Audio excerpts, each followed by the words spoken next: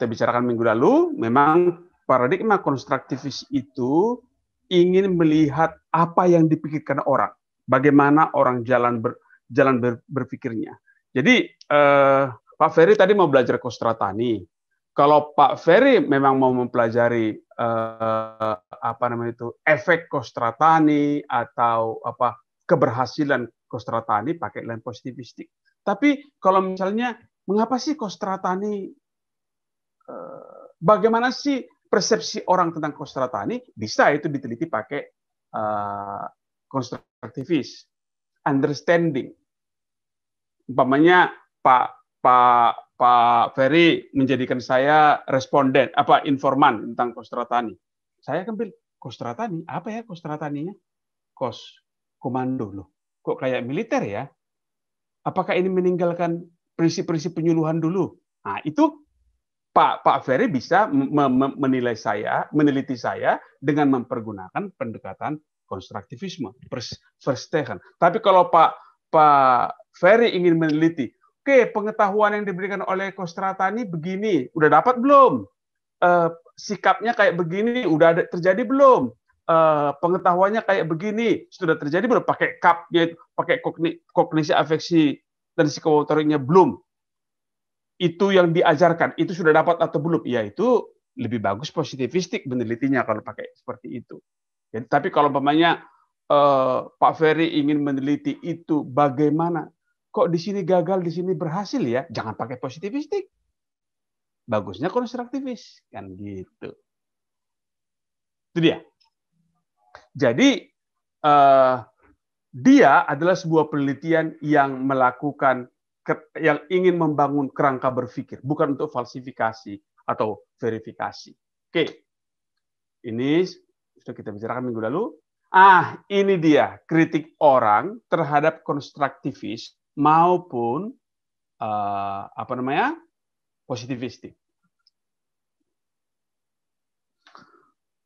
Orang-orang kritis melihat bahwa positivistik itu tidak memadai dan tidak adil.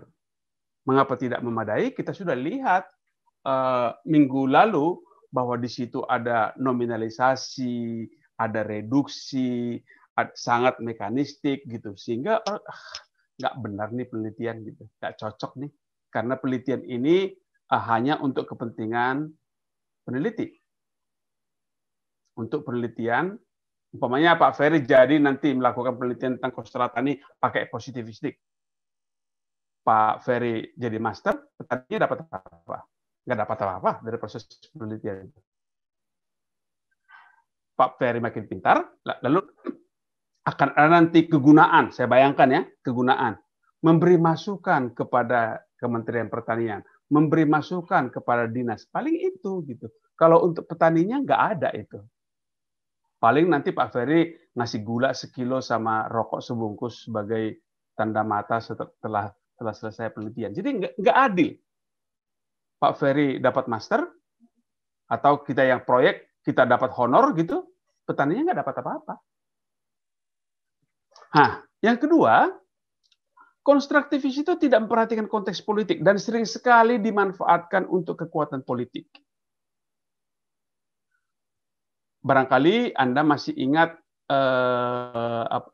Sunok Horgronya di Aceh yang mempelajari bagaimana budaya orang Aceh. Apa tujuannya? Untuk menaklukkan Aceh, kan begitu ya, Pak Nizam ya? Ya betul, Pak. Itu dia. Jadi konstruktivis itu banyak dimanfaatkan oleh kekuatan politik untuk penaklukan. Jadi lagi-lagi positivistik maupun konstruktivis, penelitiannya itu adalah untuk kepentingan si peneliti. Untuk kepentingan peneliti. Dan sering sekali dimanfaatkan oleh kekuatan politik. Misalnya kami orang komunikasi sering mempelajari bagaimana preferensi politik orang-orang desa, menjadi konsultan politik kami. Banyak orang yang orang komunikasi jadi konsultan politik, mempelajari masyarakat supaya bisa quote and quote ya dimanipulasi masyarakatnya. Itu bahayanya Dari orang konstruktivis itu, dari orang kritis itulah ngerinya positivistik dan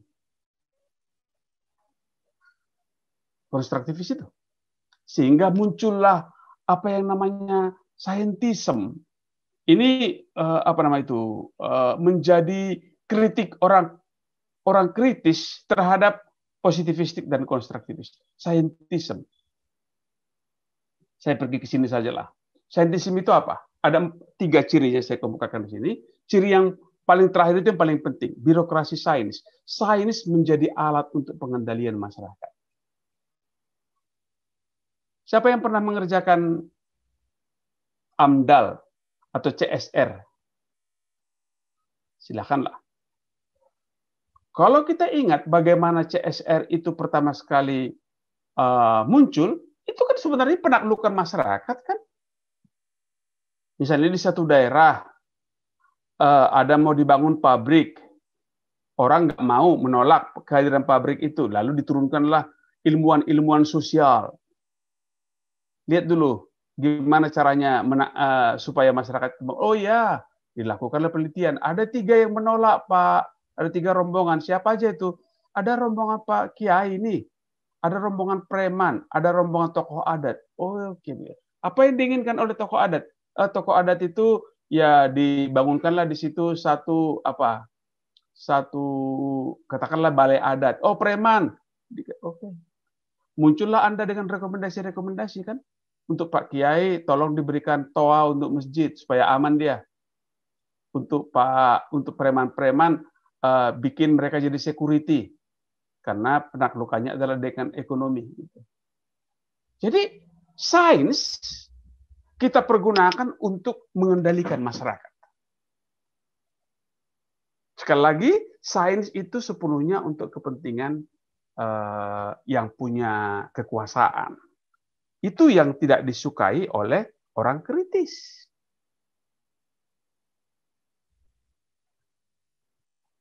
Mudah-mudahan kita tidak terjebak ke situ, kata orang konstruktivis. Orang kritis. Misalnya tadilah Pak Ferry membuat kegunaan penelitian akan dibuat itu bla bla bla bla bla bla dan seterusnya agar Kostratani berhasil. Seperti itu semua kalau kita melakukan dengan positivistik. Jadi kepentingan adalah kepentingan si yang punya proyek, yang punya penelitian, itu dia. Itu scientism. Sains semua kita bikin bahwa semua persoalan di dunia ini bisa diselesaikan oleh sains. Sebenarnya tidak. Banyak yang tidak bisa dipecahkan oleh sains. Soal ketidakadilan ekonomi bukan sains yang menyelesaikan itu. Yang menyelesaikan itu adalah soal redistribusi sumber daya. Sains menjadi instrumental. Pokoknya kalau sudah prosedurnya benar, udah selesai, jadi master, jadi doktor, proyek selesai, dapat honor dan segala macam. Itu menjadi teknokratik kita, instrumental. Karena itu orang kritis muncul dengan nggak boleh kayak gini. Penelitian harus memberdayakan masyarakat. Bukan hasil penelitian yang memberdayakan masyarakat, tapi penelitian itu sendiri harus memberdayakan masyarakat. Bagaimana itu? Nah, itu dia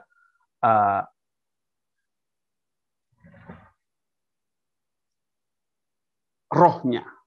Inilah roh dari kritikalis. Teori kritis mengatakan bahwa ilmu pengetahuan harus berorientasi pada keadilan. Dia harus syarat nilai, value laden. Kan beda ya kalau Pak Ferry tadi dan Anda semua sudah belajar ilmu alamiah. Prinsip pertama adalah ilmu itu objektif dan bebas nilai, kan begitu ya? Prinsip pertama penelitian kalau kita positivistik harus bebas nilai, objektif. Kritikalis mengatakan tidak. Saya sebagai ilmuwan harus berpihak. Berpihak pada siapa? Berpihak pada orang yang tertindas. Berpihak pada orang yang selama ini dilecehkan. Sehingga orang kritikalis, teori kritis, itu penelitiannya sangat syarat ideologi, sangat politis. Politis maksud saya bukan, politis maksudnya bukanlah ikut partai politik ya, tidak. Tapi memihak. Ada nilai-nilai yang dibawa. Dan dia emansipatoris. Dia apa itu? Membebaskan. Dia penelitian itu sendiri sudah harus merubah mindset orang, dan dari mindset itu yang berubah itu dia menjadi bersifat emansipatoris, dan tujuannya adalah perubahan sosial. Bukan untuk mengamankan masyarakat seperti yang tadi saya katakan, contoh bagaimana kita melakukan penelitian CSR, penelitian AMDAL, penelitiannya Sunokrogronya yang menaklukkan. Justru di sini tujuan penelitian adalah untuk membebaskan, untuk emansipatoris.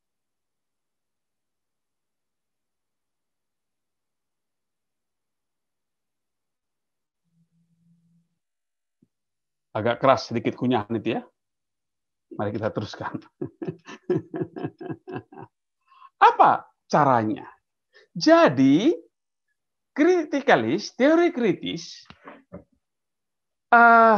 adalah sebuah metode yang memfokuskan kerjanya pada hubungan kekuasaan yang terbangun oleh sejarah sosial. Oke, mari kita lupakan dulu definisi itu. Yang paling pertama melakukan pendekatan teori kritis adalah kaum feminis. Gerakan pemberdayaan wanita. Apa yang dilihat oleh gerakan pemberdayaan wanita? Gerakan pemberdayaan wanita melihat bahwa ada hubungan yang tidak adil antara laki-laki dan perempuan. Di rumah tangga misalnya, laki-laki, saya cerita saja apa yang kami lakukan tahun penelitian tahun 80. Kita mencoba melihat hubungan kekuasaan dan hak antara perempuan dan laki-laki dalam rumah tangga. Lalu kita melakukan penelitian berapa lama wanita bekerja, berapa lama pria bekerja. Lalu kita lihat hak-haknya. Hak wanita apa, hak pria apa di dalam rumah tangga. Lalu kita lihat wanita itu ternyata bekerja 8 sampai 10 jam per hari.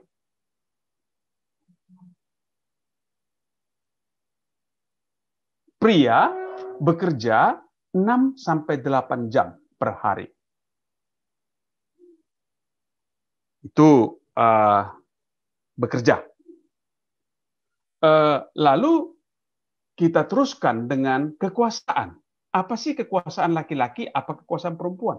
Ternyata perempuan berkuasa untuk masak apa nanti malam, apa warna horden. Tetapi kalau sudah mau menjual padinya kemana, uangnya dipakai untuk apa, sekolah dipakai bagaimana, dan seterusnya, itu adalah keputusan laki-laki. Sehingga kita melihat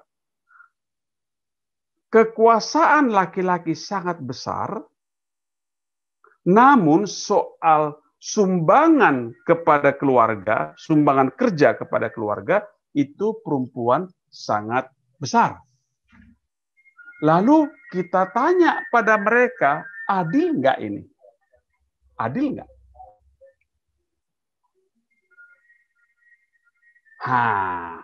Ini menjadi pertanyaan besar. Karena hubungan kekuasaan antara pria dan wanita itu sudah terbangun oleh sejarah dan sosial. Udah dari dulu kayak begitu. Lalu itu dilegitimasi lagi. Adat melegitimasinya. Ayat-ayat kitab suci disitir sedemikian rupa untuk melegitimasi soal kekuasaan tadi. Jadi hubungan kekuasaan yang timpang tadi sudah tumbuh lama dan itu dikukuhkan oleh sejarah dan sosial. Sehingga orang tidak lagi merasa bahwa itu sesuatu yang aneh. Tidak lagi merasa bahwa itu adalah sesuatu yang salah. Tidak merasa itu sesuatu yang mengungkuk. Mereka sudah merasa bahwa itu adalah wajar-wajar saja. Itulah yang menjadi sudah menjadi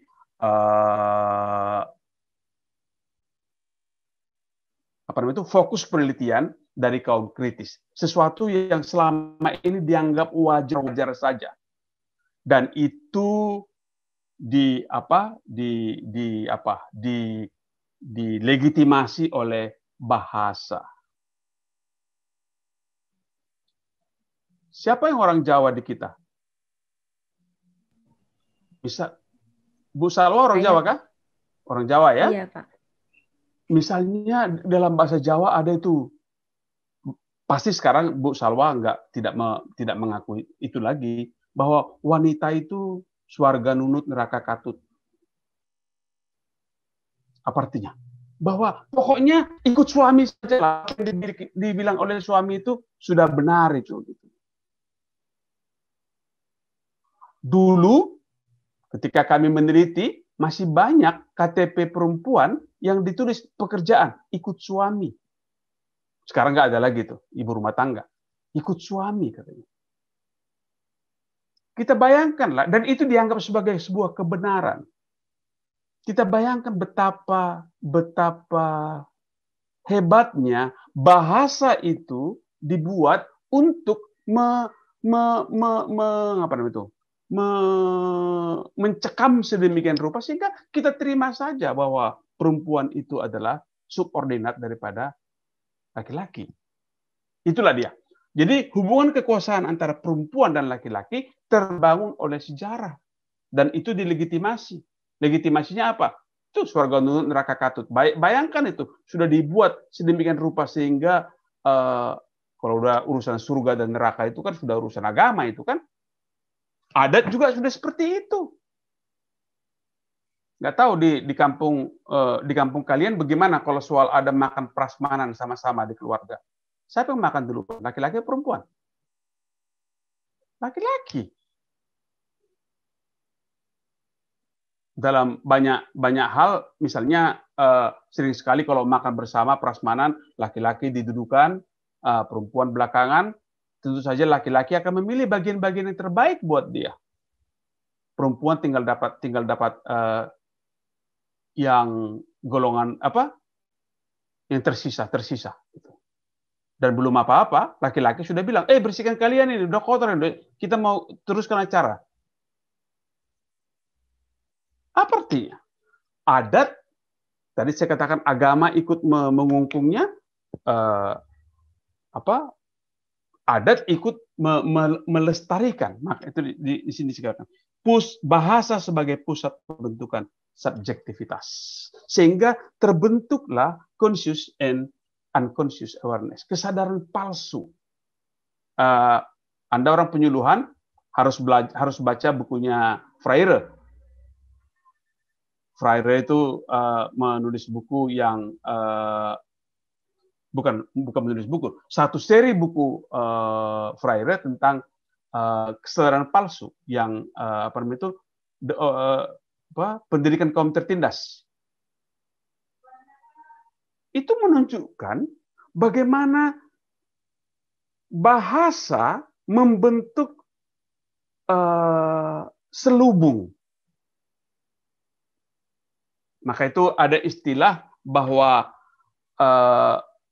orang itu mempunyai kesadaran palsu.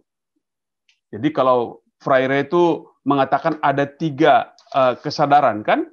Kesadaran naif, kesadaran kritis. Kesadaran naif inilah yang selalu dimainkan. Misalnya Oke, saya cerita saja bagaimana cara Freire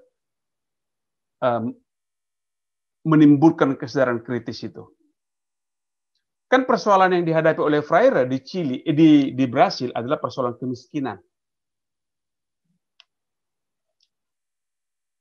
Orang di sana, petani, itu kan ada petani, sebenarnya buruh tani, sebenarnya mereka itu buruh tani, dan mereka itu bekerja di hacienda. Hacienda itu satu perkebunan lah yang dimiliki oleh tuan-tuan tanah. Apa yang dilakukan oleh Freire, dia melakukan penelitian bahwa memang orang sudah memiliki, tentu saja dia melakukan penelitian konstruktivis yang melihat bahwa orang itu mempunyai kesadaran naif. Dia tanya, "Mengapa kau miskin?" "Inilah nasib kami, garis tangan saya miskin." Datanglah lagi orang gereja dalam konteks Brasil mengatakan bahwa kemiskinan itu adalah jalan Tuhan. Nasibmu lah sudah seperti itu. Tuhan menghendaki kau supaya orang miskin. Berbahagialah orang miskin karena mereka akan masuk surga. Kalaupun kau menderita di dunia ini, tenanglah kau. Di surga upahmu besar. Kira-kira begitu khotbahnya. Jadi ada kesadaran naif yang ditanamkan di otaknya, sehingga kalaupun kau miskin, terima saja itu sebagai sebuah garis tanganmu. Dunia ini hanya sementara. Sebentar lagi kau akan masuk surga, dan di surga kau bahagia selama-lamanya. Karena itu, bekerjalah sebaik-baiknya untuk tuan tanahmu. Kira-kira begitu isinya. Jadi, agama melegitimasinya, adat melegitimasinya, dan sekolah melegitimasi juga pendidikan. Itu 3 alat hegemoni. Hegemoni itu datang dari Gramsci. Alat-alat hegemoni itu. Biasanya alat-alat hegemoni yang paling hebat adalah agama, pendidikan, dan adat istiadat. Lalu apa yang dilakukan oleh Freire, kalau Anda baca bukunya, dia tidak mengajarkan, "Hai petani-petani, kau tertindas selama ini, memberontaklah." Tidak seperti itu. Apa yang dilakukannya? Dia kan diberikan tugas oleh pemerintah untuk pemberantasan buta huruf. Yang dilakukannya adalah membawa gambar. Bapak, Ibu, gambar apa ini? Oh, itu ada gambar pohon kelapa. Kelapa. KKKAAALLPPP kelapa. Dia ajarin seolah-olah itu dan sejatinya itu adalah pemberantasan buta huruf. Lalu apa lagi? Ada petani, PPP, TTT, segala macam. Ada petani. Apa lagi? Ada tuan tanah, ada hacienda, hacienda, gitu segala macam. Oke, petaninya ngapain ini? Petaninya sedang kerja. Berapa jam dia bekerja? Oh, dia bekerja mulai jam 7 pagi sampai jam 4 sore. Berapa jam satu hari? Dia bekerja satu hari 9 jam. Oke, 9 jam per hari. Ini siapa? Hacienda. Ngapain dia? Melihat-lihat. Berapa jam dia melihat-lihat? 2 jam. Kapan panen? Sekian. Kalau panen, hacienda dapat berapa? Hacienda dapat 100. Petani dapat berapa? Petani dapat setengah. Petani bekerja berapa jam? 8 jam. Hacienda nggak bekerja. Loh, gimana ini? Kok yang bekerja dapat 100, yang bekerja dapat setengah, yang tidak bekerja dapat 100? Adil nggak? Disitulah muncul kesadaran kritis. Itu kesadaran kritis yang dibangun oleh Freire. Begitu cara bekerjanya Freire untuk membangkitkan kesadaran kritis itu.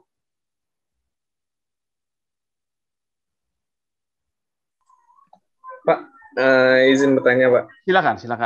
Berarti kalau dari yang dikembangkan Freire ini termasuk salah satu yang kalau kita berbicara sebelum kemerdekaan yang dilakukan Belanda itu, Pak, ya.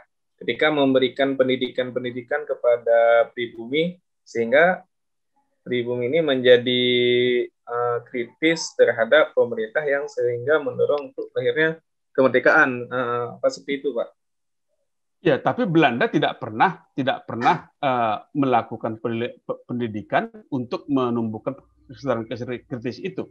Kalau Anda lihat bagaimana pendidikan yang dilakukan oleh pemerintah Belanda di Indonesia, yang diajari adalah agar orang Indonesia itu bisa menjadi klerk, apa itu namanya klerk itu, juru tulis.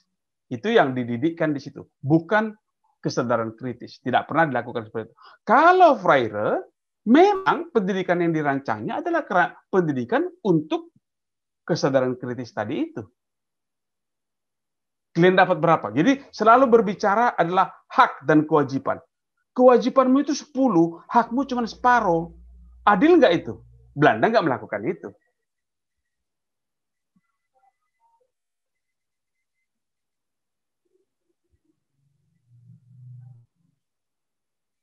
Jadi itu ya, maka itu selalu dikatakan bahwa pendidikan apa namanya itu, teori kritis bertujuan untuk to dismantle false consciousness. To dismantle itu apa itu? Menyingkap kesadaran palsu, false consciousness. Itu tujuan penelitiannya. Beda dengan saya konstruktivis atau saya sebagai seorang positivistik. Saya tidak pernah bertujuan untuk menyingkap kesadaran palsu tadi itu. Saya tanya saja, berapa hektar, berapa umurmu berapa, pendapatmu kayak apa, bla bla bla bla bla, selesai. Saya tidak sampai kepada menyingkap, to dismantle false consciousness. Kalau kita meneliti pakai teori kritis, memang tujuan kita adalah to dismantle false consciousness tadi itu.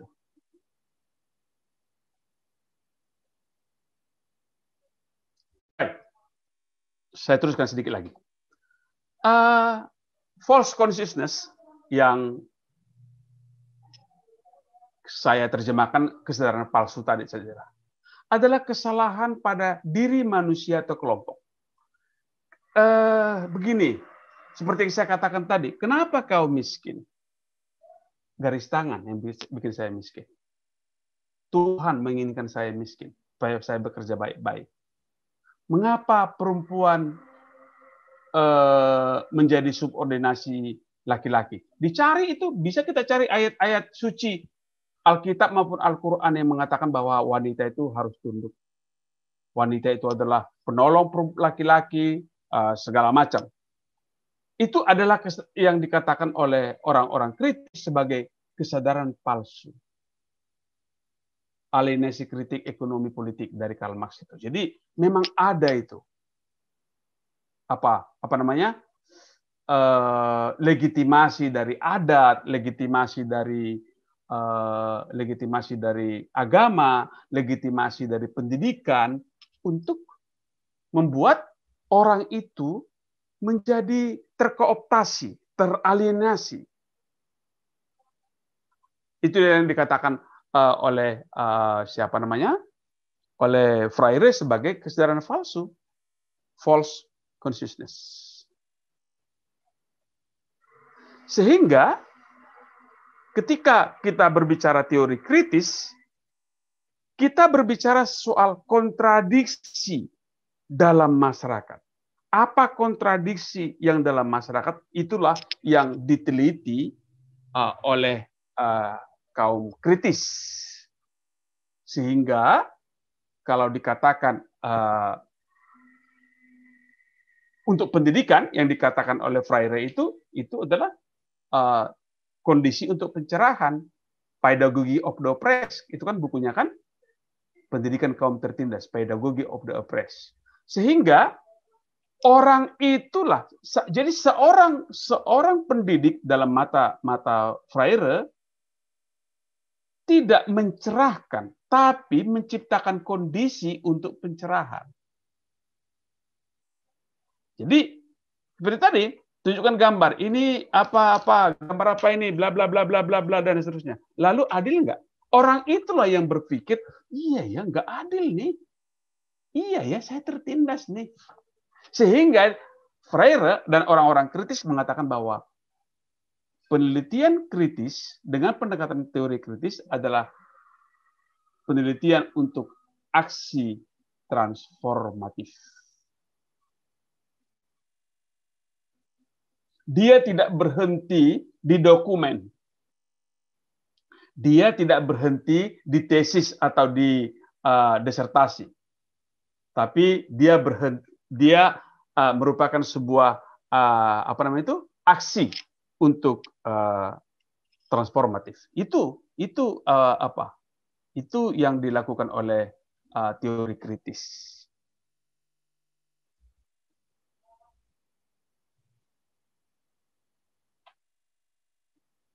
Ini apanya? Jalan berangkatnya. Jalan berangkatnya ini. Dalam masyarakat selalu ada golongan yang mendapat keistimewaan. Dosen boleh terlambat, mahasiswa terlambat 15 menit nggak boleh masuk. Itu kan ada privilege artinya buat dosen kan?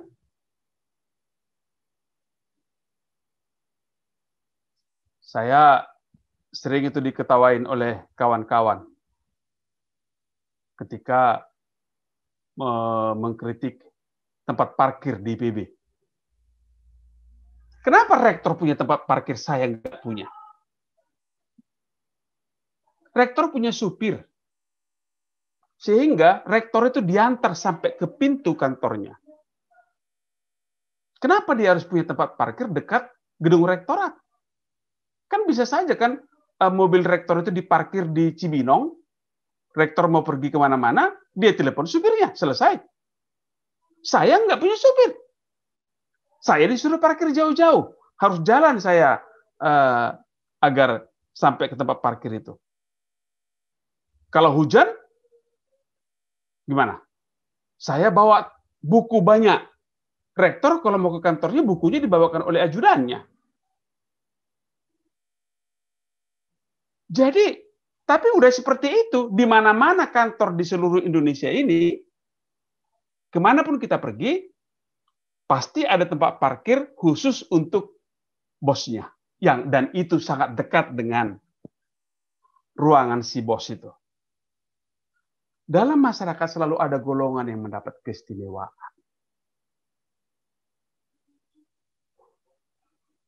Dan privilege tadi, keistimewaan tadi, dianggap biasa. Dan kalau itu sudah dianggap biasa, dianggap memang harus begitu, terjadilah subordinasi. Dan di situ bisa terjadi penindasan.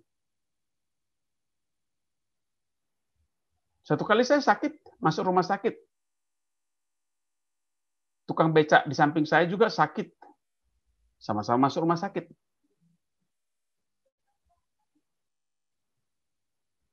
Sama-sama dirawat 3 hari.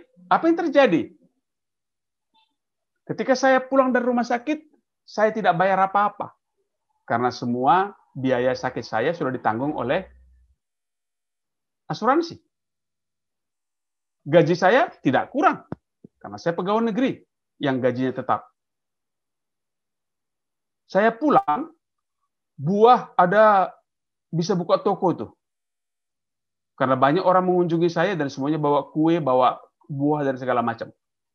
Sementara tukang becak yang sama-sama dirawat dengan saya, selama dia sakit, dia tidak mempunyai penghasilan. Selain tidak punya penghasilan, dia harus bayar. Dan dia tidak bawa apa-apa. Karena mengunjungi dia juga adalah tukang becak yang nggak bawa apa-apa juga. Jadi ada di situ privilege yang berbeda antara saya dengan tukang becak itu. Dan itu sudah kita anggap alamiah saja. Iyalah, Bapak kan dosen, dia bukan tukang becak, segala macam. Kita sudah anggap biasa saja itu. Dan itu mengakibatkan penindasan. Yang miskin jadi semakin melorot dia, saya tidak. Itulah yang menjadi perhatian dari teori kritis. Jadi penelitian kritis dengan mempergunakan teori kritis berimplikasi dalam sistem reproduksi yang datang dari penindasan kelas. Tadi saya contohkan, dosen dengan tukang beca, rektor dengan pegawai, apalagi dengan mahasiswa kan, dosen dengan mahasiswa. Ras, gender, tadi sudah kita bercerita soal pria dan wanita. Ini dia titik utama yang dicari oleh orang-orang kritis. Sehingga kalau kita bilang teori kritis itu perhatiannya apa? Perhatiannya selalu melihat ada hubungan yang tidak seimbang yang harus dibongkar, dismantle. Positivistik itu instrumental. Nggak pernah kita bercerita soal membongkar struktur kalau di positivistik. Sehingga seorang peneliti dengan mempergunakan teori kritis itu adalah seorang yang melakukan aksi. Dia adalah partisan for better word. Dia bukan orang yang netral, dia partisan for better word. Walaupun betternya menurut siapa saya nggak tahu lah. Tapi kata orang-orang kritis, pendekatan kritis itu untuk dunia yang lebih baik, yang lebih adil, yang mengangkat posisi golongan-golongan yang terabaikan. Sehingga kalau dikatakan apa sih kehebatan, bagaimana kita bisa menilai bahwa penelitian kritis ini baik, penelitian kritis ini kurang baik. Baik atau tidaknya penelitian kritis itu datang dari kemampuan seorang peneliti untuk mengemukakan kontradiksi. Semakin hebat kontradiksi yang dikemukakannya, semakin hebatlah penelitian itu. Dan selama ini kontradiksi itu dianggap sudah wajar-wajar saja. False consciousness tadi itu. Seperti yang saya katakan tadi, ketika kita memulai penelitian peranan wanita tahun 80, orang marah. Banyak orang yang marah. Saya ingat ada poster banyak sekali di IPB menyerang kami, mengatakan bahwa wanita di posisi wanita yang seperti itu sudah wajar, sudah harusnya seperti itu. Jangan bayangkan sekarang ya, tapi bayangkan tahun 80 bahwa wanita itu apa itu kalau lagunya siapa? Ismail Marzuki, wanita dijajah pria sejak dulu. Udah biasa itu, enggak. Itu sesuatu yang benar. Kehebatan seorang peneliti adalah kehebatan ketika dia mampu mengemukakan kontradiksi itu, dan kontradiksi itu sudah diterima oleh kultur dominan sebagai yang natural dan wajar. Itu dia. Kalau kita lihat, ini nggak apa-apa. Ini tokoh-tokohnya. Freire dengan conscientization, pendidikan penyadaran. Conscientization itu datang dari Freire yang berkata pendidikan penyadaran yang saya katakan tadi, dari kesadaran palsu, kesadaran naif ke kesadaran kritis. Ivan Illich dengan Deschooling Society. Deschooling Society itu gini, tentu saja seperti yang saya katakan tadi di awal, salah satu pemilik kekuasaan yang paling besar itu adalah guru. Apapun kata guru, benar kata muridnya. Saya nggak tahu berapa orang di antara Anda yang pernah mengajarin anak Anda ketika belajar SD. Banyak di situ pertanyaan-pertanyaan yang konyol, yang harus benar, dan itu benarnya adalah menurut guru. Karena guru adalah pemilik kekuasaan yang hebat. Ya guru, apalagi kalau di Bu Salwa bilang guru itu harus digugu dan ditiru gitu kan, harus diikuti. Jadi salah pun digugu dan ditiru.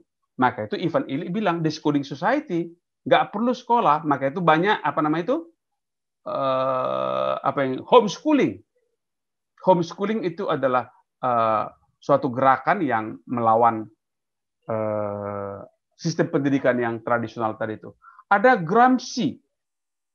siapa yang mengendalikan ideologi. Ya itu tadi saya bilang tadi, pengendali ideologi itu biasanya adalah tokoh-tokoh agama, tokoh adat, tokoh politik, dan guru. Itu kata Gramsci. Ada Neil Postman. Neil Postman itu sama dengan Ivan Illich, bukunya itu Soft Revolution. Gerakan feminis itu yang paling pertama yang saya tahu menggunakan teori kritis. Ada social reproduction, nilai perilaku dan segala macam. Dan gerakan lingkungan ini juga menarik. Misalnya satu kali saya ikut mengikuti narasi orang gerakan lingkungan. Contoh begini,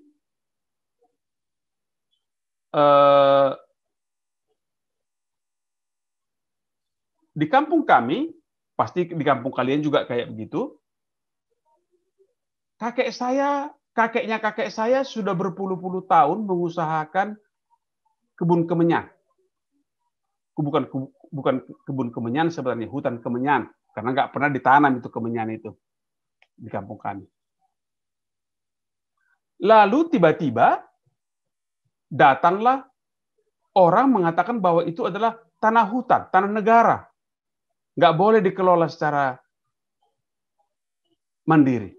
Lalu orang-orang feminis bilang, Indonesia ada mulai kapan? Indonesia ada mulai tahun 1945. Negara Indonesia itu ada di tahun 1945. Bagaimana negara yang baru hadir tahun 1945 mengatakan bahwa gunung kami itu adalah tanah negara. Padahal kakek saya di situ sudah bertani sejak ratusan tahun lalu. Itu kira-kira alam pikir kawan-kawan dari gerakan lingkungan untuk teori kritis ini. Ya, contoh yang nyata kan suku anak dalam tuh di Jambi yang sekarang menjadi tercecer ke sana kemari. Mereka di hutan sejak nenek moyangnya, sejak ratusan tahun lalu.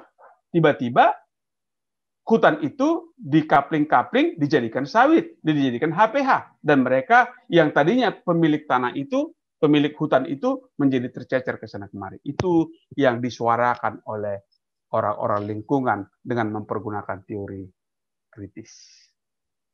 Itu dulu. Silakan kalau mau ada yang berdiskusi. Monggo. Saya, Pak. Ya, silakan. Terima kasih. Luar biasa, Pak, ini ilmu. Dari pertengahan tadi tentang teori kritis, sebenarnya saya sudah mau bertanya, tapi saya tahan dulu karena memang penasaran sampai kasih kesempatan. Yang pertama tentang dari teori Paulo Freire ini. Tadi Bapak mengatakan bahwa dia tidak berusaha untuk membuat semacam konflik seperti teori konflik yang dikemukakan oleh Karl Marx, tetapi dia membangun kesadaran. Nah, ada pertanyaan yang muncul bahwa ketika kesadaran yang dia bangun itu tadi mengenai petani dan istilahnya kalau di konflik itu kan kaum berjuis dan proletar. Yang proletar ini menginginkan 100 harus sama. Nah, pertanyaannya apa yang diinginkan sebenarnya oleh dari kaum kritis ini? Maksudnya adalah ketika mereka menginginkan 100, lalu kemudian yang punya lahan seperti apa? Kalau kemudian tidak ada pemilik lahan yang menginginkan lahannya diolah oleh kaum berjuis atau kaum proletar atau kaum yang disadarkan oleh Paulo Freire, kemudian apa yang diinginkan dari seperti itu? Itu yang pertama, Pak. Yang kedua, mengenai, saya lupa tadi. Oke, satu dulu. Satu dulu, Pak. Saya iya, persis apa yang kata yang Anda katakan itu adalah pertanyaan dari pemilik kekuasaan ketika itu. Ente maunya apa sih? Kalau nggak mau, take it or leave it, kan begitu ya? Bagaimana aksi-aksi buruh juga seperti itu, take it or leave it gitu. Pertanyaannya kan sampai seberapa jauh kita katakan adil, kan itu jadinya. Sampai seberapa jauh hubungan itu kita katakan adil, kan orang-orang kritis selalu berbicara soal adil. Maka itu saya nggak tahu apakah Anda mengikutinya. Tahun 80 mulai tahun 90-an orang mulai berbicara soal apa itu keadilan. Dari segi macam-macam, dari segi agama misalnya. Saya pernah membaca satu seri artikel yang berbicara soal apa itu keadilan. Ketika saya mendapat gaji 10 rupiah dan teman saya mendapat gaji 5 rupiah, adil nggak menurut dia dapat 5 rupiah, saya dapat 10 rupiah. Nah, itu, di situ titik temunya bagaimana kaum kritis itu bekerja, menemukan apa itu adil. Misalnya, kan begitu, seperti yang Anda katakan tadi lah, pemilik modal mendapat keuntungan yang X rupiah, sementara pekerja, buruh mendapat 1/100X gitu. Orang berbicara, apa sih adil? Adil nggak itu? Kan gitu. Itu dia. Ketika kita sudah berbicara soal adil, teori kritis sudah jalan tuh. Tapi ketika kita mengatakan saya dapat 1/100, ya ini udah yang dikasih Tuhan pada saya harus menerima ini. Nah, itu yang ingin dibongkar oleh teori kritis. Ketika saya berkata bahwa ini sudah adil dan lingkungan sosial juga mengatakan itu sudah adil, itu justru ingin dibongkar dulu. Kalau itu penemuan kata adil itu bisa sudah dirumuskan bersama, maka di situ terjadi apa yang namanya better world dalam pandangan orang teori kritis tadi. Begitu, Pak Ali. Ya, Pak, berarti definisi adil di situ kan mereka itu mendapatkan haknya berdasarkan kewajiban yang dilaksanakannya, Pak. Kemudian kaum kritis mengkritisi itu, tetapi tidak melihat dari tadi, misalkan pemilik modal dia yang punya lahan. Kalau kemudian yang buruh kan hanya bekerja. Lalu kemudian apa yang mereka inginkan lebih dari itu? Ya itu deh. Pertanyaannya adilkah? Itu aja. Kalau menurut saya, Pak, adil. Adilnya di mana? Artinya apa? Buruh kan tidak punya lahan, tidak punya modal. Mereka kan hanya datang, tidak ada apa-apa, misalkan tangan 10 hanya bekerja, dibayarkan berdasarkan kinerja. Apa yang mereka dapatkan berdasarkan hasil kerja mereka. Ketika mereka berada di atas, jadi pemilik modal, tentunya mereka akan berlaku hal yang sama. Itu, Pak. Jadi memang itu dialog yang tidak pernah putus juga ketika kita membicarakan Marx, kan gitu ya. Marx itu kan cita-citanya masyarakat tanpa kelas, gitu ya. Bisa nggak masyarakat tanpa kelas? Secara sosiologis, masyarakat tanpa kelas itu nggak bisa terjadi. Tidak bisa, Pak. Tidak bisa. Iya. Gitu. Tapi ya itu yang selalu dibicarakan. Dialognya kan di situ. Bagaimana kita sampai mencapai pada keadilan itu. Maka itu 1 Mei nggak pernah berhenti orang demo, kan begitu kan. Yang satu menganggap itu sudah adil, yang satu menganggap itu tidak adil. Kan jadinya persoalannya terus menerus adalah bagaimana kesadaran kritis itu muncul terus. Gitu. Jangan sampai kesadaran palsu itu membuat orang menjadi tersubordinasi. Itu saja ya pemikiran penting dari Freire. Bukan hanya Paulo Freire, dari semua orang kritis. Misalnya soal pegawai gitu. Pak Rektor sebagai honor dia sebagai rektor dapat dia jadi komisaris 100 juta. Saya nggak dapat apa-apa. Adilkah itu? Oh, menurut saya itu adil, nggak apa-apa.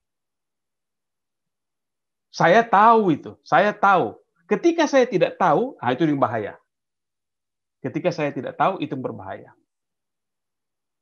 Kalau saya punya kesadaran tentang hal itu sudah adil kalau kata orang-orang teori kritis. Saya setuju dengan Pak Ali. Saya paham maksud Pak Ali. Orang kritis memang bukan orang kritis. Orang penganut teori kritis selalu menggugat kesadaran, menggugah consciousness. Itu apanya? Inti carinya. Ya, izin Pak, kalau boleh saya berpendapat bahwa kalau menurut saya memang teori kritis ini juga tidak bisa memaksakan sesuatu itu seperti apa memang yang seharusnya. Ada hal-hal tertentu seperti tadi teori pertentangan kelas itu harus ada kelas di sana dan semua orang bergerak atau berperan sesuai dengan fungsional. Makanya ada teori fungsional. Semua orang-orang atau struktur sosial itu sudah berperan masing-masing. Misalkan buruh ya perannya adalah bekerja pada yang punya pemilik modal. Nah, ketika teori kritis hadir di situ, itu hanya penyadaran kritis, penyadaran pendidikan agar bisa keluar dari situ dengan ilmu yang diperoleh, dengan pendapatan modal, dia bisa keluar dari buruh tadi dan bisa menjadi pemilik modal. Kalau saya berpendapat seperti itu, Pak. Ya. Jadi memang teori kritis tidak akan pernah nyambung, tidak akan pernah bertemu dengan teori struktural fungsionalisme. Pasti tidak pernah ketemu itu. Pasti nggak pernah ketemu. Karena orang struktural fungsionalisme bilang bahwa ya ada orang jadi garong, ada orang jadi maling, ya udah memang seperti itu kan begitu ya. Kalau orang struktural fungsionalisme udah seperti itu keadaannya, ya terima saja gitu. Sementara kalau orang kritis berkata, enggak, mari bongkar kan begitu ya. Kalau kata si siapa itu? Siapa yang lagunya bongkar itu? Iwan Fals. Memang tujuannya bongkar gitu. Memang nggak pernah ketemu, Pak. Pasti itu. Pak, lalu bagaimana dengan contoh dengan peran-peran organisme dalam tubuh yang memang masing-masing sudah punya peran. Ketika dirubah itu akan bermasalah, rusak organismenya itu, rusak struktur sosialnya. Ya itu yang saya katakan tadi. Ketika orang kritis mengatakan partisan for better world, better according to whom, kan gitu ya.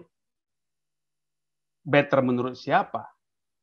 Itu menjadi persoalan, itu menjadi sebuah menjadi sebuah pertanyaan besar untuk semuanya gitu. Itu dia. Ya Pak, perlu belajar lagi saya tentang teori kritis memang. Iya. Memang seperti itu. Itu keadaannya. Itu keadaannya. Oke, silakan. Ada lagi? Izin Pak Juara saya. Ya, mangga. Mungkin ini saya kaitkan dengan hal yang lain ya Pak ya, karena terkait dengan kami sebagai mahasiswa yang S2 gitu ya, terkait dengan tesis. Kalau dari 3 paradigma yang sudah dijelaskan dari pertemuan kita yang minggu lalu, apakah salah kalau saya simpulkan bahwasanya kalau kita mau pakai teori kritis ini, maka akan banyak waktu yang kita butuhkan untuk melakukan penelitian itu, karena dia lebih dalam, kalau nampaknya itu harus dalam betul dia menggali informasi itu kepada objek ataupun subjek ataupun kajian yang dia lakukan gitu. Apakah pendapat saya itu keliru Pak? Kalau memang waktu yang dibutuhkan itu lebih banyak gitu kalau untuk teori kritis ini. Demikian Pak. Mohon. Oke.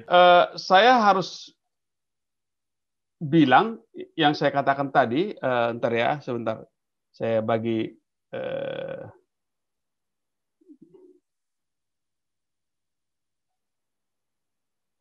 Delete ya. Delete layar saya. Sudah Pak. Sudah. Ini dia. Ini menjadi penting. Peningkatan pengetahuan itu menjadi sekunder. Tidak terlalu penting peningkatan pengetahuan. Jadi sebenarnya teori kritis tidak begitu populer dipergunakan untuk tesis atau untuk disertasi. Tapi mempergunakan beberapa bagian beberapa pendekatan, meminjam pendekatan kritis untuk disertasi atau untuk tesis itu bisa. Nanti kita sampai kepada contoh-contoh itu bagaimana pendekatan kritis ini dipakai. Tapi kalau secara keseluruhan Anda mau pakai teori kritis, ya enggak lah saya pikir. Monggo, silakan kalau masih ada.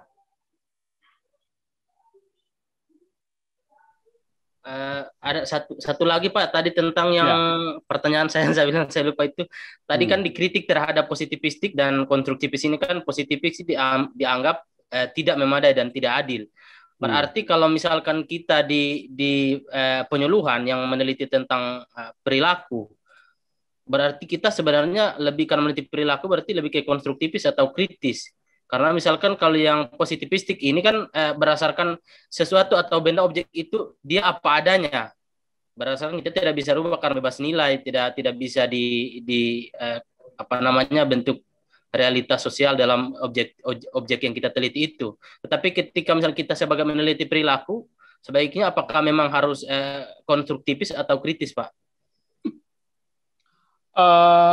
Ya kalau kita lihat apa yang ada di tesis, skripsi dan disertasi yang ditulis di program studi penyuluhan, kita harus melihat, saya menyimpulkan bahwa sebagian besar tesis itu, disertasi itu ditulis dalam paradigma positivistik. Mengapa saya katakan paradigma positivistik? Sebagian itu kuantitatif dan itu adalah mengukur apa yang menurut alam pikirnya si peneliti. Misalnya begini, Anda ingin mengukur perubahan perilaku. Perilakunya sudah Anda yang rumuskan, kognisi, afeksi, dan psikomotor. Misalnya orang yang pintar adalah orang yang tahu menyebutkan nama-nama pupuk, gitu ya.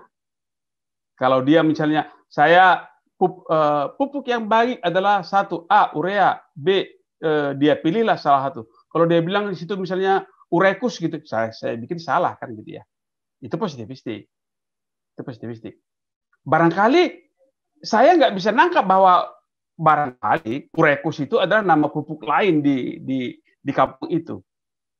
Kalau saya pakai positivistik, kalau dia menyebutkan urekus, maka dia akan saya anggap sebagai salah. Mereka tidak mempunyai kognisi yang baik begitu. Kalau saya pakai konstruktivis, apa sih Pak urekus? Kan gitu saya teruskan kan. Urekus itu begini. Itu yang saya lihat menjadi pendekatan penelitian kebanyakan tesis di PPN seperti itu keadaannya. Dia pakai positivistik. Dan saya harus katakan bahwa saya tidak pernah mengatakan bahwa pendekatan itu buruk atau pendekatan itu baik. Yang ingin saya katakan adalah kalau Anda memilih satu paradigma tertentu, ketahuilah prinsip-prinsip paradigmanya dan lakukanlah itu dengan baik. Itu aja.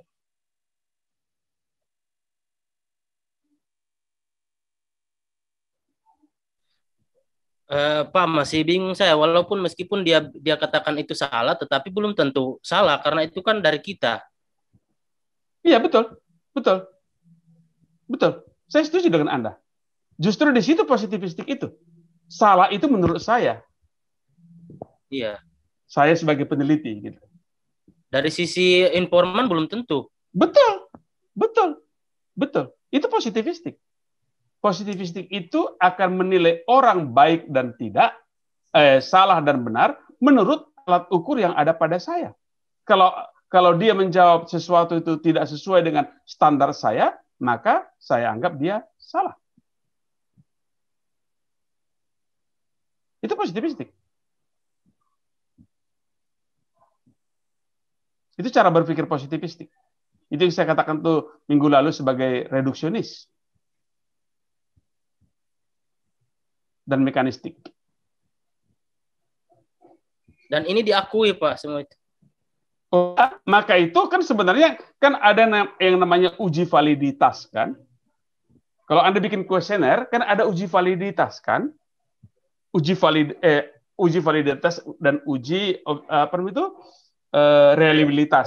Reliabilitas. Iya, kan uji validitas dan uji reliabilitas itu untuk menyatakan bahwa inilah jawaban yang paling benar kan begitu. Jawaban yang paling benar menurut siapa? Ya lagi-lagi itu menurut peneliti.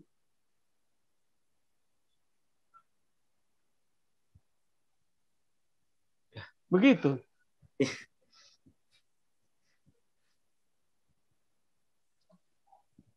Justru itu keraguan itu kan yang tadi kita bicarakan, keraguan terhadap positivistik itu, bahwa positivistik itu menjadi sangat sangat mekanistik. Kalau benar menurut saya ya benar menurut peneliti ya itulah benar gitu. Walaupun barangkali menurut konstruktivis, menurut si peneliti, menurut si masyarakatnya itu tidak benar gitu. Tapi itu harus kita terima sebagai sebuah kebenaran kalau kita mempergunakan paradigma yang positivistik. Tidak ada paradigma yang ideal ya. Ini ideal berdasar menurut masing-masing individu peneliti. Lagi-lagi berarti kembali ke konstruktivis nanti Pak. Jadi kita bagaimana ideal itu, ya tentu saja saya harus berkatakan bahwa ideal atau tidak itu sesuai dengan tujuan penelitian kita. Sesuai dengan tujuan penelitian kita. Jadi kalau penelitian kita itu, misalnya ginilah, karena Pak Ferry yang sudah menceritakan tentang penelitiannya, saya jadi banyak membuat contoh tentang penelitiannya Pak Ferry. Pak Ferry kan mau meneliti Kostratani, misalnya, oke lah, nggak usah Kostratani lah, jadi terlalu bangga Pak Ferry.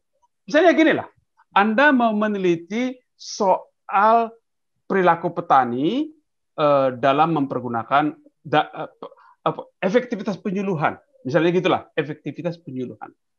Apa yang maksud dengan efektivitas penyuluhan? Kalau Anda pakai positivistik, maka ketika si penyuluh bilang, Pak Tani, pakailah pupuk, pakailah benih Inpari. Tahun ini kita harus pakai Inpari.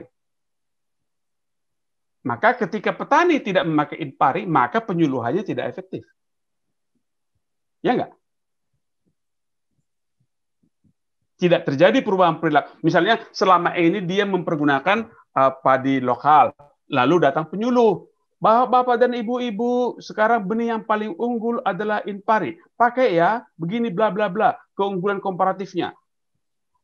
Reliabilitasnya tinggi semua. Ternyata orang tidak memakai Inpari. Maka Anda sebagai orang positivistik yang mengevaluasi penelitian itu akan mengatakan penyuluhan gagal karena tidak berhasil merubah perilaku. Kan gitu ya? Ya. Kalau Anda pakai positivistik, kan begitu. Tapi kalau Anda pakai konstruktivis, Pak, kemarin penyuluh bilang tanam Inpari, Bapak nanamnya padi lokal. Kenapa sih? Begini. Saya sih mau pakai Inpari, cuman ketika saya mau beli benihnya, nggak ada di pasar. Ternyata bukan soal efektivitas penyuluhan, tapi ada persoalan lain di situ. Atau nenek moyang saya mengatakan bahwa padi ini paling unggul. Atau seperti yang pernah kita lakukan penelitian dulu di sebuah desa di dekat Darmagaga sini, kami mahasiswa KKN ketika itu mengajak kepada mereka untuk bertanam 2 kali setahun. Mereka hanya bertanam sekali dan setelah itu diberakan saja tanahnya, sawahnya. Lalu kita bilang tanam aja Pak ubi rambat karena mereka juga makan ubi rambat, bla bla bla. Lama kita menyuluhkan itu, nggak juga dilakukan. Gagal kami dari segi positivistik, kami gagal, ya kan? Karena gagal kami merubah perilaku. Lalu ketika datang orang konservatif, kenapa? Ini Pak sawahnya, dalam konsep budaya kami, sawah adalah tempat bersemayamnya Dewi Sri. Dewi Sri itu ratu padi, nggak boleh diganggu oleh ratu singkong. Nah, itu kan bedanya antara saya kalau memakai pendekatan positivistik dengan pendekatan konstruktivisme. Sudut gitu, pandangnya Pak. Beda gitu Pak ya. Sudut pandangnya beda, ya.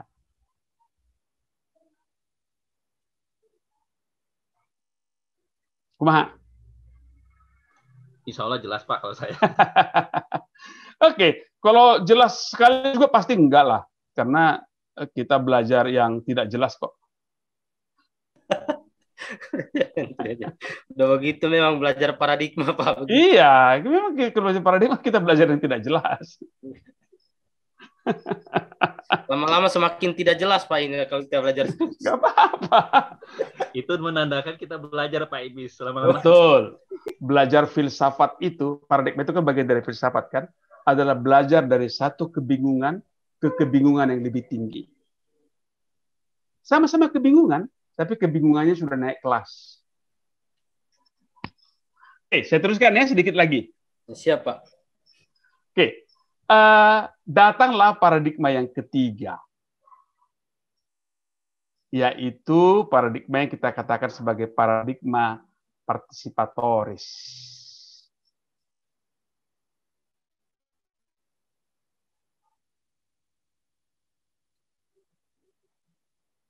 Oke, pelopornya itu John Heron. Dia bilang cooperative inquiry. Kajian bersama. Masih ingat ya, minggu lalu kita berbicara asumsi dasar dari paradigma konstruktivis adalah bahwa penelitian adalah proses bertemunya dua orang peneliti. Si peneliti itu adalah peneliti, ya peneliti itu adalah peneliti. Itu ketemu. Jadi sebenarnya penelitian yang paling cocok, kata John Heron, adalah penelitian yang memanfaatkan peneliti itu juga sebagai seorang peneliti benar gitu. Peneliti sejatinya. Jadi cooperative inquiry atau GSAM atau participatory research adalah penelitian yang melibatkan dua peneliti. Oke, siapa yang pernah melakukan PRA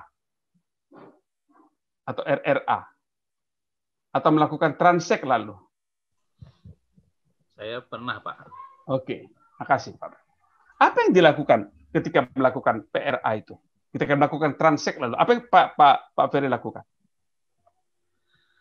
Sebenarnya itu Pak, prosesnya panjang ya Pak ya. Betul, PRA, transek itu nggak cuma sekali dua kali, sehari iya, dua hari. Iya, betul. Yang kita lakukan itu yang pertama kalau kita ke key person terlebih dahulu, karena di setiap misalnya dalam satu desa itu ada key person ataupun orang tokoh-tokoh kunci yang ada di situ untuk menggali suatu keinginan ataupun suatu penelitian yang akan kita lakukan. Biasanya kalau penyuluh, kalau kami ditugaskan di salah satu desa untuk pertama-tama selama kita awal menjadi PPL itu akan melakukan itu tadi transek untuk melihat seperti apa kondisi desa itu, demografinya seperti apa, dan juga kondisi sosial masyarakatnya juga seperti apa.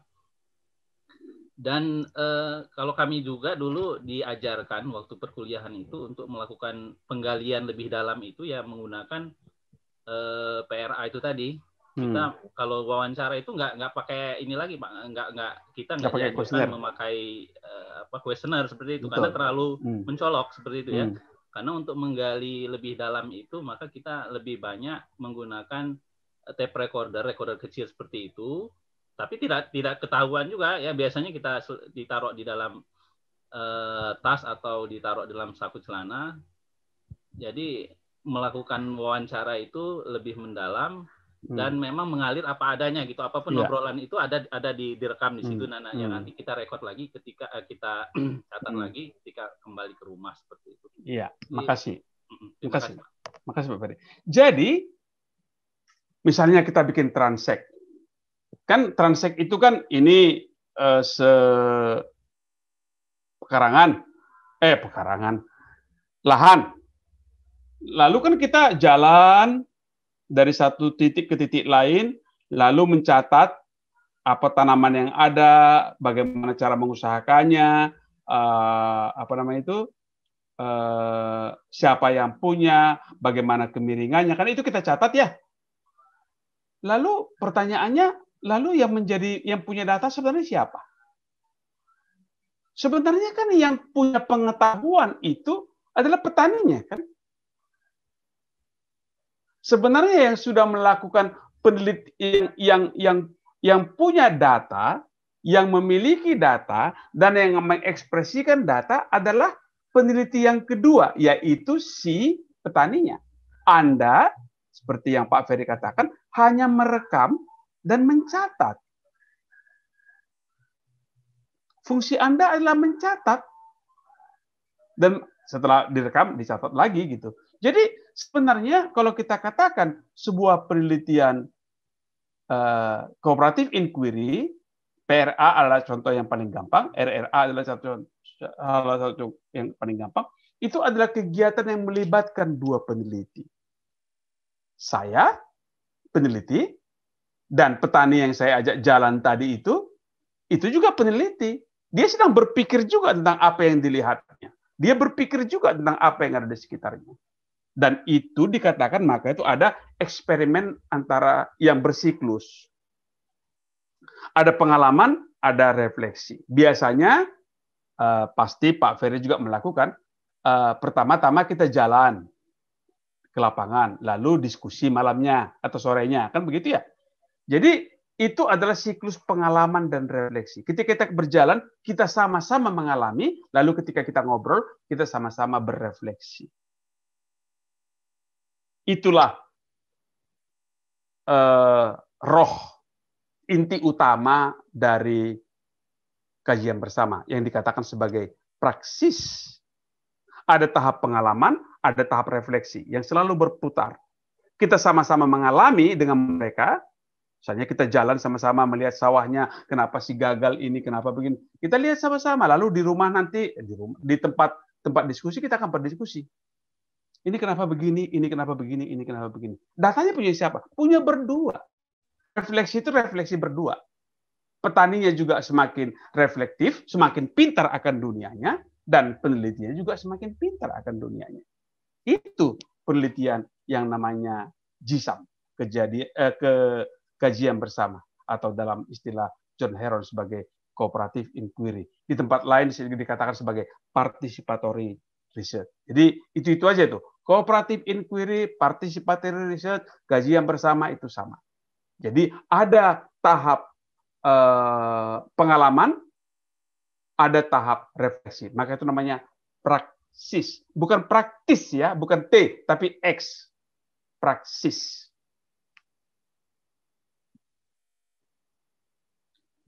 Jadi ada kegiatan, bukan refleksi saja. Kalau orang khotbah kan itu refleksi saja. Kalau kita jalan-jalan saja itu hanya pengalaman. Kalau itu hanya demo itu pengalaman. Tapi kalau yang namanya praksis, ada aksi, kemudian kita sama-sama mendiskusikan apa makna aksi kita tadi itu. Itu namanya praksis. Ada aksinya dan kemudian ada diskusi, ada refleksi. Aksi dan refleksi yang berulang-ulang, bersiklus, itu yang kita katakan sebagai praksis. Sehingga Heron bilang, lagi-lagi kalau Anda perhatikan dari tadi diskusi kita ini, dari mulai minggu lalu,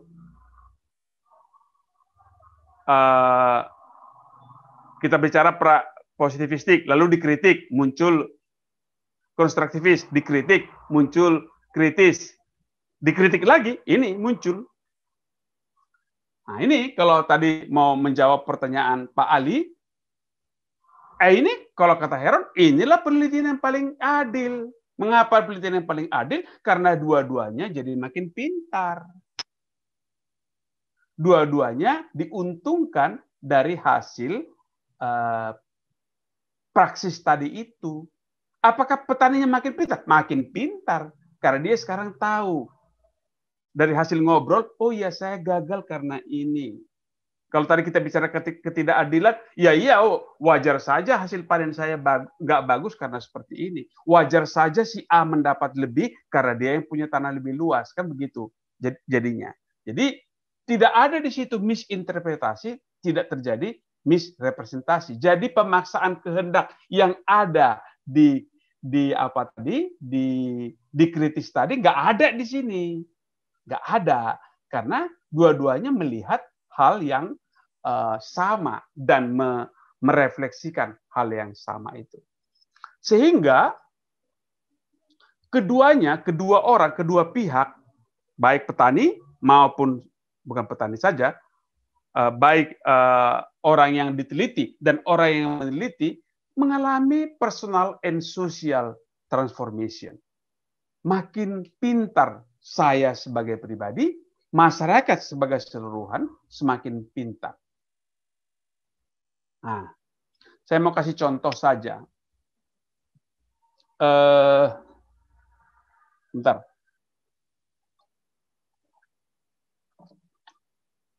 Tentu Anda tahu program yang namanya transmigrasi.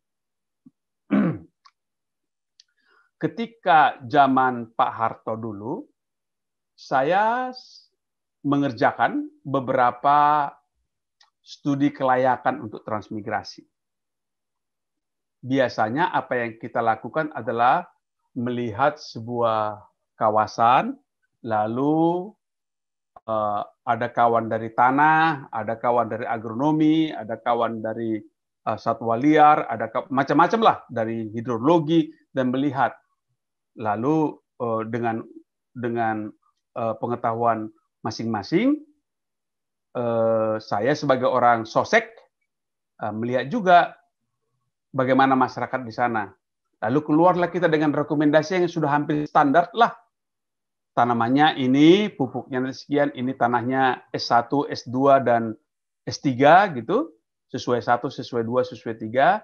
Kemudian kawan agronomi akan berkata yang paling cocok adalah tanaman ini, dosis pupuknya kayak begini. Lalu saya sebagai orang sosek akan berkata, supaya bagus interaksinya dengan orang sekitar, maka orang sekitarnya dimukimkan di sini, ada pemukiman seperti ini campur, yang namanya kemudian kita kenal sebagai transmigrasi lokal, kan begitu ya? Ada di tengah-tengah transmigran itu ada orang lokalnya. Biasanya satu, ya. Itu namanya yang rencana kawasan transmigrasi atau rencana satuan kawasan pengembangan, Pak? Ya, betul. Ya, betul. Dan untuk membuat itu biayanya itu miliaran. Miliar itu. Miliar. Untuk satu lokasi itu bermiliar-miliar. Kemudian setelah zaman reformasi, transmigrasi kan nggak ada lagi kan? Bukan nggak ada lah. Tidak menjadi program yang unggulan. Lalu sekali diteleponlah kami oleh sebuah Pemda, satu Pemda di Kalimantan Tengah.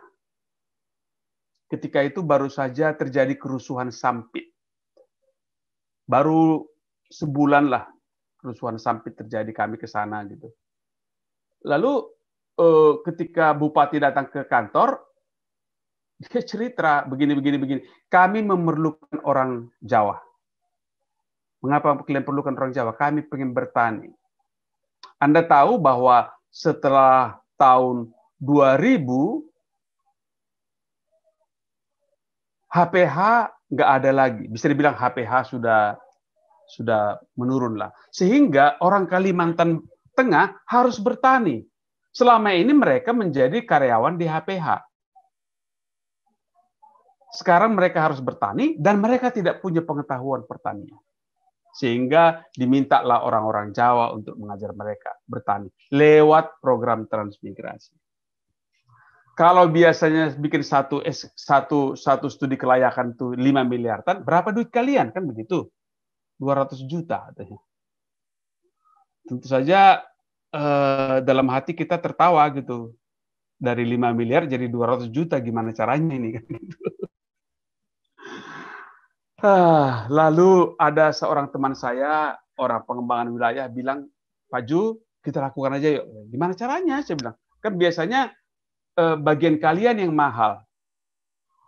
Kami pernah, IPB itu pernah menyewa pesawat terbang dari Palembang hanya untuk membawa tanah dari Palembang ke Jakarta. Karena begitu banyaknya tanah yang harus dianalisis.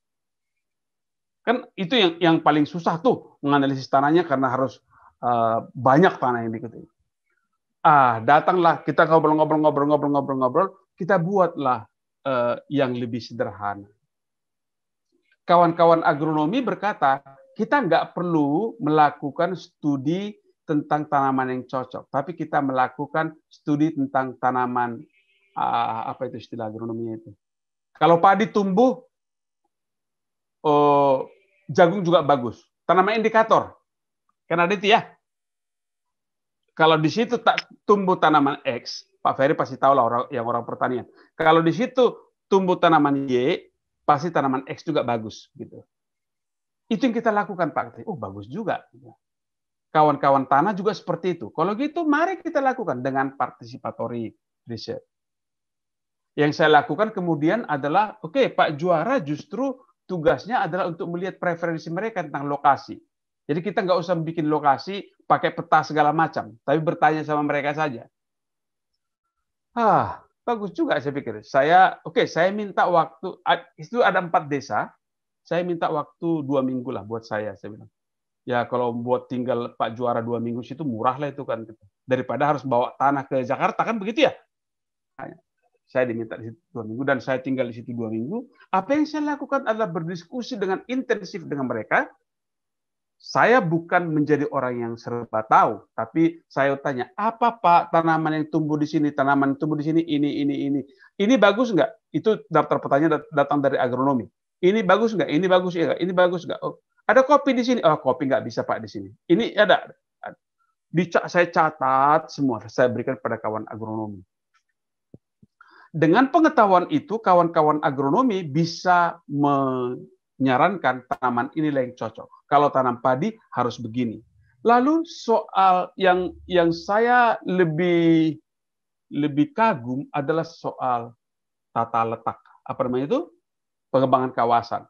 Biasanya kalau Pak Ali melihat program transmigrasi, maka di satu desa akan ada satu desa, satu kantor kepala desa, satu sekolah, begitu semua. Ada unit fasilitas sosialnya yang sudah paten gitu, yang sudah kompak gitu. Petani bilang, orang Kalimantan waktu itu bilang jangan kita bikin begitu Pak. Bagaimana? Biar saja Pak desa-desa yang ada berkembang sedemikian rupa. Jangan kita transmigrasikan orang lokal itu ke daerah transmigrasi, tapi biar saja kami tinggal di tempat kami masing-masing, orang-orang Jawa yang mau kami pelajari, diberikan lahan di dekat-dekat lahan kami. Oh ya? Mengapa seperti itu? Justru seperti itu Pak, kami akan belajar lebih mudah dari mereka soal pertanian. Karena mereka menjadi tetangga kami bertani. Wah, hebat juga ini konsep saya pikir. Bagaimana soal fasilitas umum? Fasilitas umum dibuat saja Pak di satu tempat. Dibikin pasar di situ, dibikin sekolah SMP di situ, kalau SD sudah ada di tiap-tiap desa, di situ dibuat tempat olahraga.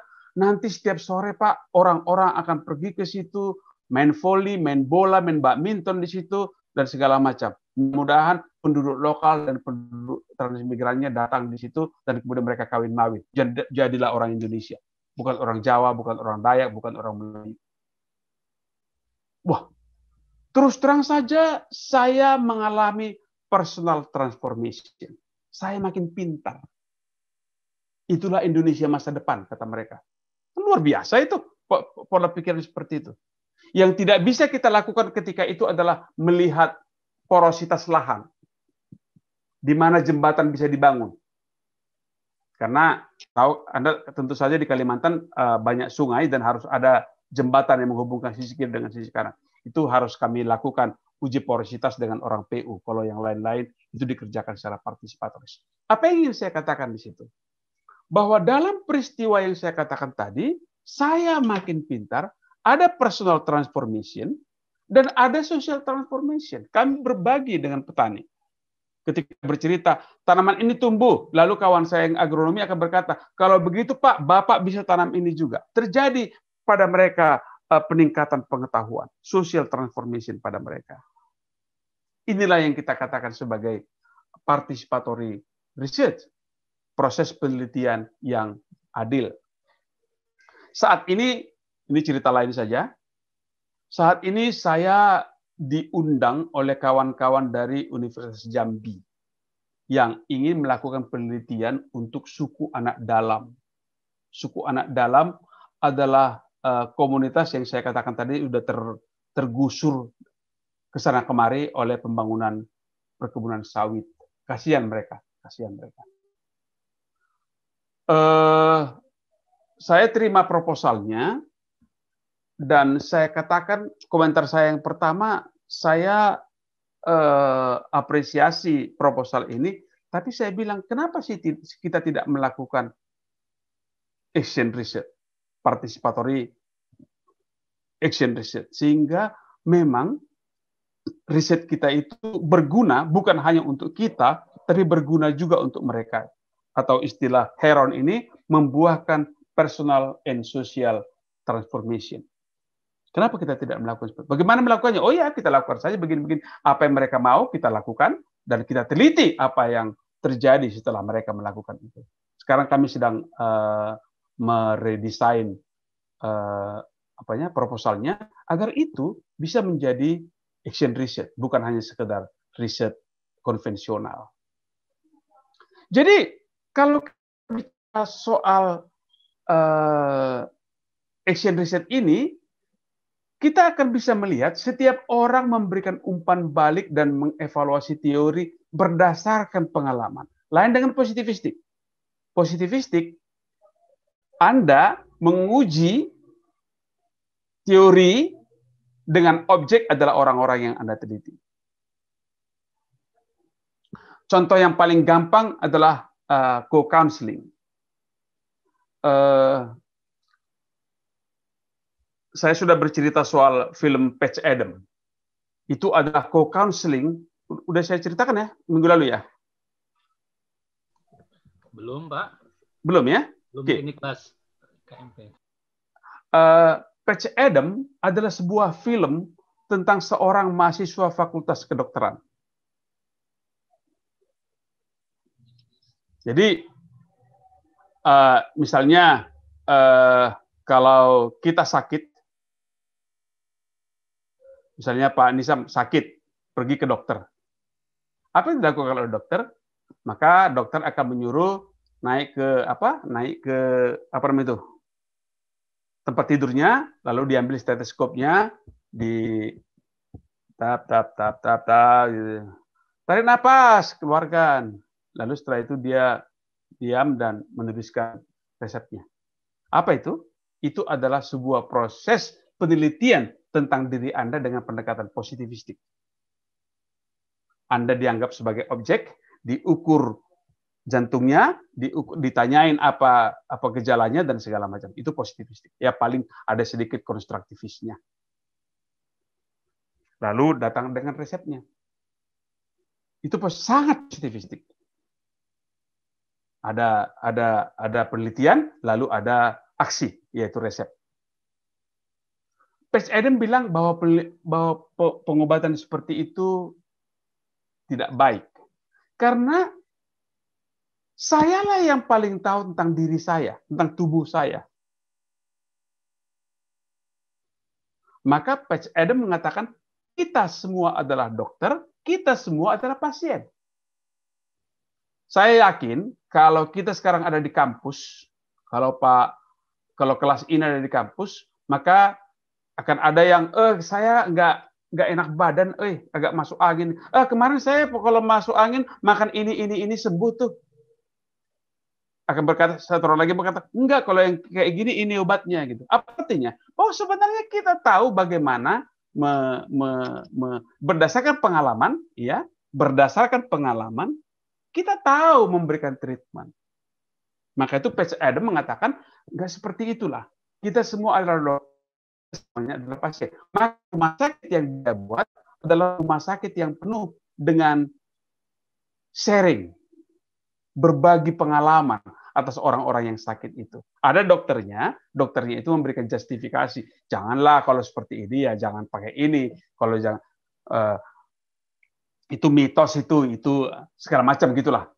Ada sharing di antara mereka. Itu contoh bagaimana participatory action research dipraktekkan di kedokteran. Saya nggak tahu siapa Anda yang suka nonton film-film psikologi, misalnya anger management. Kan biasanya kan kalau orang datang ke psikolog, maka dia akan disuruh berbaring dan kemudian psikolog itu bertanya apa masalahmu, bla bla bla bla bla bla. Lalu setelah itu dinasihatin. Itu sangat positivistik. Kalau yang sekarang kan yang namanya co-counseling itu kan orang disuruh duduk. Oke, silakan si A cerita. Oke, saya pemabok, bla bla bla bla bla bla bla, apa yang saya lakukan begini begini begini begini. Si B, oh nama saya si ini begini begini, lalu tepuk tangan gitu. Jadi antara pemabok lah yang berbagi pengalaman untuk mengatasi bagaimana mengatasi mabok. Ada filmnya siapa tuh yang Arnold Schwarzenegger, bukan. Siapa? Lupa saya siapa itu. Filmnya Anger Management. Anger Management itu bukan psikolog yang menangani. Tapi mereka yang cerita, saya tukang marah. Cara mengobatinya adalah seperti, tarik napas 3 kali, keluarkan lagi. Tarik napas, itu cara saya mengatasi. Oh iya, saya mau praktek gitu lagi nanti ya. Jadi itu adalah sebuah aksi yang dilakukan bersama. Tidak formal. Banyak improvisasi. Dan itu kita katakan sebagai self-generating culture. Tidak ada di situ opresi, tidak ada di situ disempowerment. Kadang-kadang kalau kita ke dokter itu ya menurut saya beberapa tidak mencerahkan itu. Kita ke dokter makin canggih, dokternya makin pendiam gitu kan, tidak berani, tidak banyak ngomong. Apa dikasih obat apapun dikasih itu makan itu telan, kita telan. Apa obat apa itu enggak tahu saya Pak, pokoknya suruh telan lah gitu. Itu disempowerment. Nah, itu bedanya antara pendekatan yang positivistik dengan pendekatan yang action research dalam hal ini. Saya mau langsung ke bawah ini saja. Kalau kita berbicara action research atau janganlah saya katakan action, yang lebih besar lah, kajian bersama atau paradigma participatory. Ketika saya berbicara participatory research, saya berbicara tentang research with people. Kalau saya positivistik, saya melakukan research on people. Kalau saya konstruktivis, saya berbicara tentang research about people. Dan sering sekali kalau saya orang kritis, itu for people, untuk kemaslahatan mereka. Orang-orang yang pakai paradigma partisipatoris berbicara soal research with people. Ini yang sering saya diskusikan dengan kawan-kawan kalau sedang ujian. Sering sekali ketika kalian bikin tesis atau bikin disertasi, maka di akhir itu adalah, apalagi kalau judulnya model penyuluhan begini-begini, strategi penyuluhan begini-begini. Itu kan sangat positivistik ya. Anda merumuskan strateginya, Anda merumuskan modelnya. Mengapa untuk model dan untuk strategi Anda tidak memakai paradigma yang lebih partisipatoris? Karena menurut saya mereka lah yang paling tahu penyuluhan apa yang paling cocok buat mereka. Mereka lah yang paling tahu model penyuluhan bagaimana yang paling pas buat mereka. Sampai situ dulu, monggo. Kalau ada, ya bukan kalau ada, pastilah ada diskusi.